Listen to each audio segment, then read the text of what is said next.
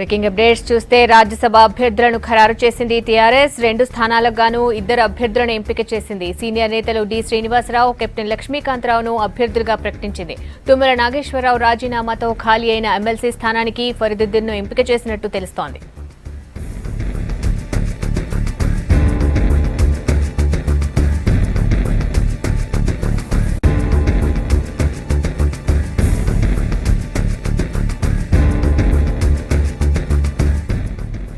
రాజ్యసభ అభ్యర్థులను ఖరారు చేసింది టీఆర్ఎస్. 2 స్థానాలకు గాను 2 అభ్యర్థులను ఎంపిక చేసింది. సీనియర్ నేతలు డి శ్రీనివాసరావు, కెప్టెన్ లక్ష్మీకాంతరావును అభ్యర్థులుగా ప్రకటించింది. తుమ్మల నాగేశ్వరరావు రాజీనామాతో ఖాళీ అయిన ఎమ్మెల్సీ స్థానానికి ఫరీదుద్దీన్ను ఎంపిక చేసినట్టు తెలుస్తోంది.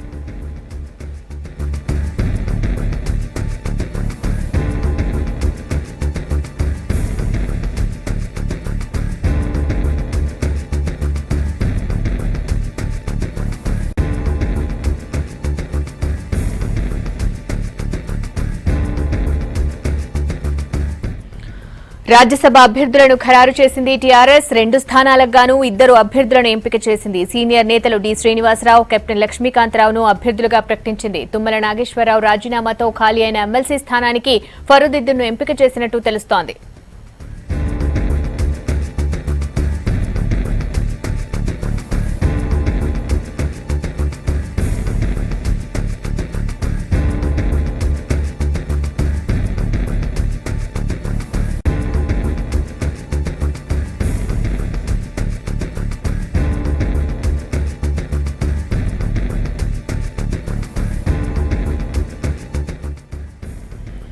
టీఆర్ఎస్ అభ్యర్థుల ఎంపికపై అప్డేట్స్ సంగప్ప అందిస్తారు. సంగప్ప, అభ్యర్థుల ఎంపికపై అప్డేట్స్ ఏంటి? చాలా మంది ఆశావాహులు ఉన్నారు, బట్ ఏ ఈక్వేషన్స్ తో వీళ్ళిద్దరిని తీసుకున్నారు?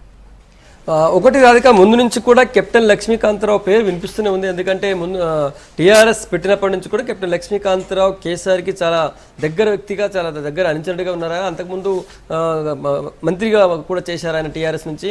అయితే కెప్టెన్ లక్ష్మీకాంతరావు పేరు ప్రధానంగా ఉన్నప్పుడు డిఎస్ పేరు మాత్రం అనూహ్యంగా గత 4-5 రోజుల నుంచి వింటూ ఉన్నాం మనం. నిజానికి డిఎస్కి ఆల్రెడీ ఒక పదవి ఇచ్చారు కాబట్టి ఇస్తారా లేదని చర్చ జరిగినప్పటికీ డిఎస్ని కాంగ్రెస్ పార్టీ నుంచి టీఆర్ఎస్ తీసుకున్నప్పుడు ఒక హామీ ఇచ్చి తీసుకున్నారు.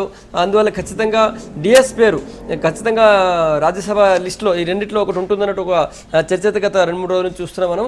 అయితే ముఖ్యంగా ఈ డిఎస్ పేరు ఖరారు చేయడానికి కొన్ని రోజులుగా వస్తున్నటువంటి ఈ చర్చల్లో భాగంగా డిఎస్ పేరు, ఎందుకంటే డిఎస్ ఢిల్లీలో బాగా పరిచయం ఉన్నటువంటి వ్యక్తి, కాంగ్రెస్ పార్టీ ఉన్నప్పుడు తరచుగా ఢిల్లీ పోతుండేవారు, కేంద్ర మంత్రులతో తరచుగా భేటీ అవుతుండేవారు. కాబట్టి డిఎస్ రాజ్యసభకు తీసుకోవడం వల్ల ఢిల్లీలో కూడా టీఆర్ఎస్కి మరింత వెయిట్ పెరిగేటువంటి అవకాశం ఉంటుంది. ఢిల్లీలో ఏదైనా కార్యక్రమాలు ఉంటే కూడా చాలా ఈజీగా చేసుకునేటువంటి అవకాశం ఉంటుందని భావన కేసీఆర్లో ఉంది. కాబట్టి ఆయనకి ఇచ్చే అవకాశం ఉందని చెప్పి చాలామంది డిఎస్ అనుచరులు గత 3-4 రోజుల నుంచి చెప్తూ వస్తున్నారు. తర్వాత కెప్టెన్ లక్ష్మీకాంతరావు పేరు అయితే ముందు నుంచి చర్చలో ఉంది. ఉన్నారు రెండింటిలో కూడా ఒక పేరు కెప్టెన్ లక్ష్మీకాంతరావు పేరు ఉంది, ఇంకొకటి వేరే వేరే పేర్లు వినిపించాయి. అయితే ఇప్పుడు ఫైనల్గా చూసేసరికి మాత్రం కేసీఆర్ ఇప్పుడు కెప్టెన్ లక్ష్మీకాంతరావుని తర్వాత D Srinivas senior leader D శ్రీనివాస్ని ఫైనల్ చేశారు. అయితే డి శ్రీనివాస్ కాంగ్రెస్ పార్టీ వదిలేసి టీఆర్ఎస్కి వచ్చినప్పుడే ఖచ్చితంగా అక్కడ 2 సార్లు పీసీసీ చీఫ్ చేసి వచ్చారు కాబట్టి ఆ స్థాయిలో ఖచ్చితంగా పదవి ఇస్తారన్నటువంటి చర్చ ఉండింది. అందులో భాగంగానే కావచ్చు అప్పుడు ఆయనకి రాజకీయ సలహాదారుగా ఇచ్చారు. అయితే కొన్ని రోజుల నుంచి కూడా ఆయన క్యాబినెట్ ర్యాంక్ ఇది ఉన్నప్పటికీ ఇక్కడ సెక్రటరేట్ కానీ క్యాంప్ ఆఫీస్ కూడా తక్కువ పోతున్నారు. అయితే నెక్స్ట్ ఏం చేస్తారు, డిఎస్పీ అసంతృప్తిగా ఉన్నారు ఒకటి, లేకపోతే ఢిల్లీ పంపిస్తారని రకరకాల ఊహాగానాల మధ్య సడన్గా ఆయన పేరు ఒక్కసారి కూడా 3 రోజుల నుంచి తెర మీదకి వచ్చేప్పటికీ ఈరోజు కేసీఆర్ 2 పేర్లు ప్రకటించేశారు సీఎం గారు. సో ఓవరాల్గా 2 పేర్లలో ఒక పేరు లక్ష్మీకాంతరావు పేరు కొత్త కాకపోయినప్పుడు డిఎస్ పేరు అయితే 2-3 రోజుల తెర మీదకి ఉన్నప్పుడు చాలా స్ట్రాంగ్గా ఉంటుందా లేదని చర్చ ఉండింది. అయితే డైరెక్ట్గా వచ్చేసింది.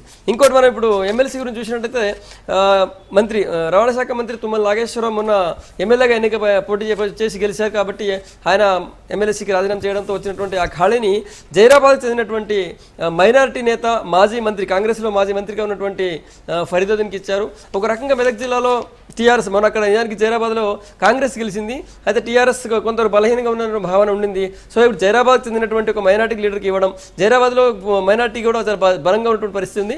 సో ఒక రకంగా మెదక్ జిల్లాలో మైనార్టీ వర్గానికి సంతృప్తి పరిచినట్టు ఉంటుంది. మైనార్టీలకు ఇప్పటికే ఒక డిప్యూటీ సీఎం ఇచ్చారు, డిప్యూటీ మేయర్ ఇచ్చారు, ఒక ఎమ్మెల్సీ ఖాళీ అయితే వెంటనే ఎమ్మెల్సీ కూడా మైనార్టీకి ఇచ్చారని ఒక భావన కలుగుతుంది. కాబట్టి అటు మైనార్టీల్లో బలం పెరుగుతుంది. తర్వాత జైరాబాద్లో మెదక్ జిల్లాలో జైరాబాద్లో టీఆర్ఎస్ వీక్ ఉన్నటువంటి పరిస్థితుల్లో అక్కడ ఫరీద్కి ఇవ్వడం కూడా ఒక రకంగా ఆ పార్టీ కూడా కలిసి వచ్చే అంశం అనుకోవచ్చు. ఓవరాల్గా అయితే ఒక మైనార్టీ నాయకుడికి, తర్వాత ఒక బీసీకి, తర్వాత ఇంకో అగ్రవర్ణానికి చెందినటువంటి వ్యక్తికి ఇవ్వడం వల్ల ఒక రకంగా సామాజిక సమీకరణాలు కూడా కేసీఆర్ చాలా పక్కా ప్లాన్ వేశారనుకోవచ్చు. ఈ విధంగా మొత్తానికైతే 2 రాజ్యసభ, తర్వాత ఒక ఎమ్మెల్సీని ప్రకటించేశారు. జూన్ 3 వరకు నామినేషన్ ఉన్నాయి. అయితే 11వ తేదీ ఈ రాజ్యసభ ఎలక్షన్ 11వ తేదీ నాడు ఉంది. 11వ తేదీ సాయంత్రమే తెలుస్తుంది. అయితే వీళ్ళకి ఖచ్చితంగా ఈ 2 సీట్లు కూడా వీళ్ళ కోటాలో ఉన్నాయి ఆల్రెడీ. ఎందుకంటే ఎమ్మెల్యే కోటాలో వీళ్ళ 2 రాజ్యసభ స్థానం గెలిచేంత ఎమ్మెల్యేల సంఖ్య ఉంది. అంతకంటే ఇంకా ఎక్కువనే ఉంది కాబట్టి వీళ్ళకి ఇంకేం డౌట్ లేదు. 2 స్థానాలు కూడా వీళ్ళ కోటాలో వచ్చినట్టు అనుకోవచ్చు. ఇద్దరు కూడా రాజ్యసభ సభ్యులు అయిపోయినట్టు అనుకోవచ్చు రాధిక. ఆ తర్వాత మీకు ఎమ్మెల్సీ కూడా దాదాపు ఖచ్చితంగా వాళ్ళకి బలం ఉంది కాబట్టి ఖచ్చితంగా గెలిచే అవకాశం కూడా ఉంటుంది. ఓవరాల్గా అయితే అటు మెదక్ జిల్లాకు మైనార్టీ నాయకుడిని తీసుకురావడం, అందుకే మన ఎలక్షన్ తర్వాత ఆయన వచ్చారనే దానికి ఎలక్షన్ ముందు నుంచి కూడా ప్రయత్నం చేసినప్పటికీ ఎలక్షన్ తర్వాత నుంచి కూడా, అంటే జనరల్ ఎలక్షన్ తర్వాత నుంచి కూడా ఫరీదుద్దీన్ అటు టీఆర్ఎస్ టచ్లో ఉన్నారు. ఓ రకంగా ముందు నుంచి కూడా తర్వాత కొన్ని రోజులకి టీఆర్ఎస్ చేరారు.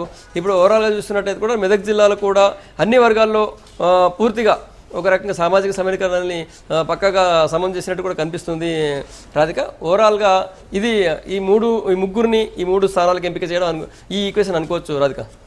Right, thank you Sangappa.